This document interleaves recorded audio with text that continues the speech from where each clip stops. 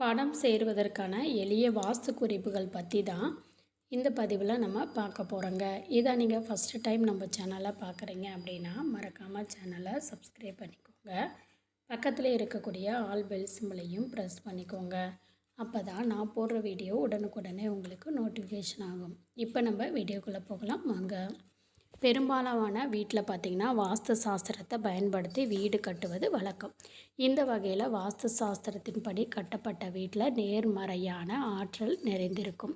வீட்டில் எந்த இடத்துல எந்த பொருளை வைக்க வேண்டும், எந்த அறை இருக்க வேண்டும் அப்படிங்கிறத வலியுறுத்தக்கூடியதாக இந்த சாஸ்திரம் அமையுது. ஆனால் நம்ம வீட்டில் பஞ்சபூதங்களும் நிறைந்து இருக்கக்கூடிய அமைப்பாக இருக்கும். இதன் காரணமாக வீட்டில் செல்வமும் ஆரோக்கியமும் நிறையும் என்பது முன்னோர்களோட கருத்து. இதை தாண்டி என்ன வகையில் வைத்து கொண்டால் செல்வம் சேருங்கிறதையும் தெரிஞ்சுக்கலாம்.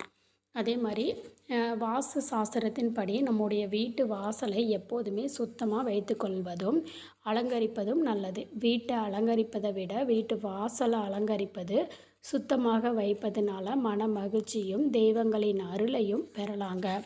அது மட்டும் இல்லாமல் வாஸ்து சாஸ்திரத்தின்படி வீட்டு சுவருக்கு ஊதா நிறம் பூசுறது ரொம்பவுமே நல்லது.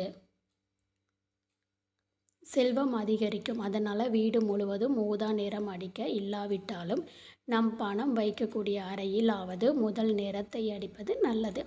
அது கூட இயலாதவர்கள் ஊதா நிறத்திலான பானை வடிவிலான தொட்டியில் மணி பிளான்ட்டை வைக்கலாம். அல்லது பொதுவாக தற்போது வரக்கூடிய பீரோக்குள்ளே கண்ணாடியோடு வர்றது வழக்கம்.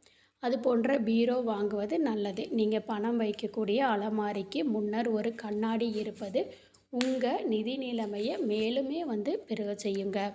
அதே மாதிரி வாஸ்து சாஸ்திரத்தின்படி உங்கள் வீட்டில் உள்ள குழாய் சேதம் அடைந்திருந்தாலும், தண்ணீர் உருகி கொண்டே இருந்தாலும், அதாவது சொட்டிகிட்டே இருந்துச்சு அப்படின்னாலும் அதை உடனடியாக சரி செய்கிறது நல்லது.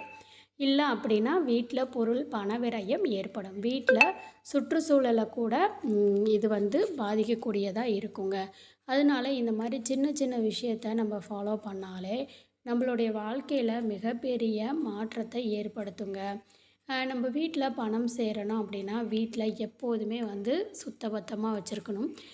கிச்சனாக இருக்கட்டும் அல்லது பூஜை ரூமாக இருக்கட்டும், நம்ம பயன்படுத்துகிற ஒவ்வொரு அறையுமே நமக்கு பார்க்கும்போது சுத்தபத்தமாக இருக்கணுங்க. அந்த அளவுக்கு சுத்தம், எந்த அளவுக்கு சுத்தம் இருக்குமோ அந்த அளவுக்கு உங்களுடைய கையில் பணம் தங்கும் அப்படிங்கிறதுல மாற்றமில்லை.